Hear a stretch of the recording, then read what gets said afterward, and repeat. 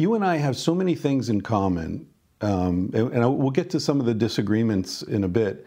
But, you know, I was thinking about this on the drive over here today. We're both...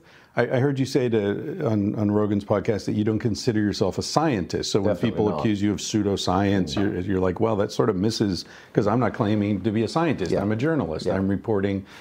And you're also not doing original research. You're, it's archival. I'm synthesizing data. You're synthesizing. If there's anything original in it, it's the big picture that emerges from it. But you're telling a story. Yeah.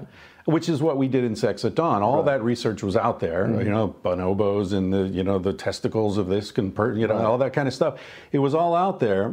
And so I was really paranoid that someone else was going to write this book before I got around to it. Sure. Yeah. Not paranoid enough to actually work harder, but, passively paranoid.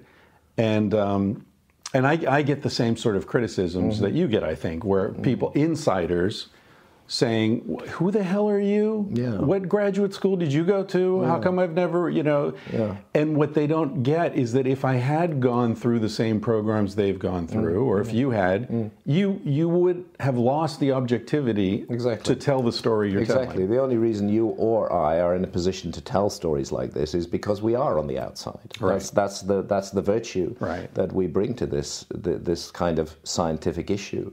And I regard the label pseudoscientist, which is frequently applied to me, as a cheap and easy way for my critics to avoid engaging with the data that I actually present. Right. I think it's most unfortunate that happens, but I see it happening again and again. It seems to be quite normal, as though you must have a PhD, you must be part of the club in order to even discuss these issues, and that's a very arrogant and narrow-minded position, and I don't think it's helpful to science either. No, and you're exposing the scientific community as the close-minded, insecure, highly defensive community that it is. And I think I heard Joe just sort of, losing his mind over and over about that the other day, because it seemed like he was thinking wait a minute, scientists look at the facts, don't they? Scientists are open to alternative explanations, aren't they? And no.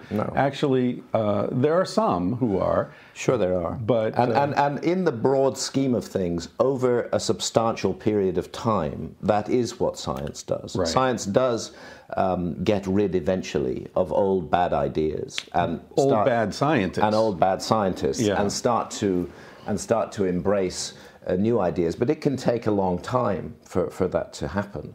Wasn't there some quote that science advances not by the birth of new ideas, but by the death of old scientists? Yes, absolutely. Yeah. This is clear. I mean, most scientists have read Thomas Kuhn's Structure of Scientific Revolutions, but they immediately forget the lessons in that book, that this is actually how science progresses, that an existing state of knowledge has to be completely overwhelmed and smashed to pieces by new evidence which can't be explained by the former paradigm until the former paradigm is dropped. And that can sometimes take centuries. It doesn't take just a week.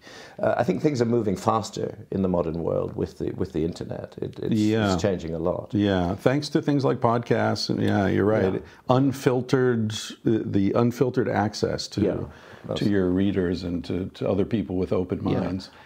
And also that people out there in the general public, they can do much quicker research now than used to be done. They can check out information on things. We don't have to go to dusty libraries anymore and have a membership and check in and work our way through the shelves. The internet is an incredible resource of good and bad information. Yeah.